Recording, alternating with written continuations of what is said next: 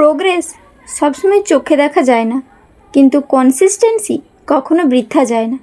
আজ আমার 30 দিনের চ্যালেঞ্জের ডে 21।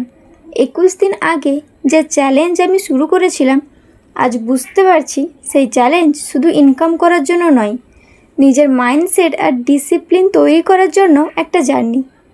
এই 21 দিনে আমি অনেক কিছু শিখেছি।